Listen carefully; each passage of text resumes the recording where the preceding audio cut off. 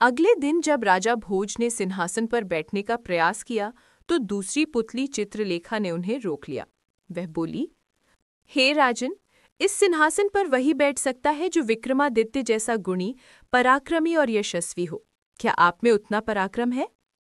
राजा भोज ने जिज्ञासापूर्वक पूछा, बताओ, विक्रमादित्य में ऐसा कौन सा गुण था? चित्रलेखा ने अपनी कथा प्रारंभ की। एक समय की बात है, राजा विक्रमादित्य के मन में योग साधना करने की इच्छा हुई। उन्होंने अपना राजपाट छोटे भाई भर्तृहरि को सौंपा और अंग पर भभूत लगाकर वन की ओर निकल पड़े। उसी वन में एक ब्राह्मण कठोर तपस्या कर रहा था। उसकी तपस्या से प्रसन्न होकर देवताओं ने उसे एक अद्भुत फल प्रदान किया और कहा, जो इस फल को खा लेगा वह अमर हो जाएगा। ब्राह्मण फल लेकर अपनी पत्नी के पास पहुंचा। पत्नी ने लालचवश उससे कहा, इसे राजा को दे आओ और बदले में कुछ धन प्राप्त कर लो। ब्राह्मण राज दरबार पहुंचा और वह फल राजा को दे दिया।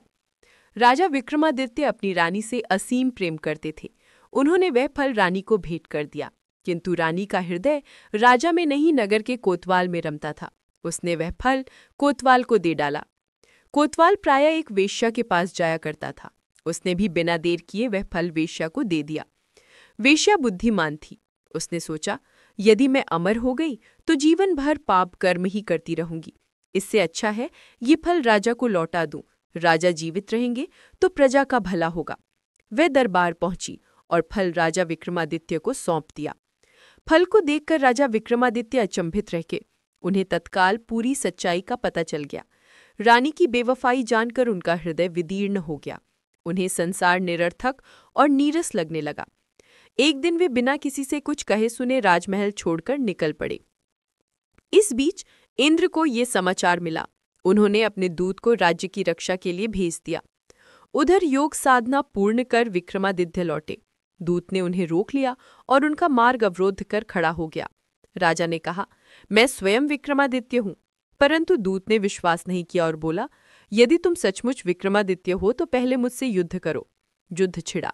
दोनों में भीषण संघर्ष हुआ। अंततः विक्रमादित्य ने दूत को परास्त कर दिया। पराजित दूत विनम्र होकर बोला, महाराज, मुझे छोड़ दीजिए, किसी दिन मैं आपके कार्य आऊंगा। कथा सुनाकर पुतली चित्रलेखा ने राजा भोज से प्रश्न किया, राजन, क्या आप में इतना साहस और पराक्रम है कि इंद्र के दूत को हराकर उसे अपना सेवक बना सके? यदि नहीं तो इस सिंहासन पर बैठने का अधिकार आपको नहीं है।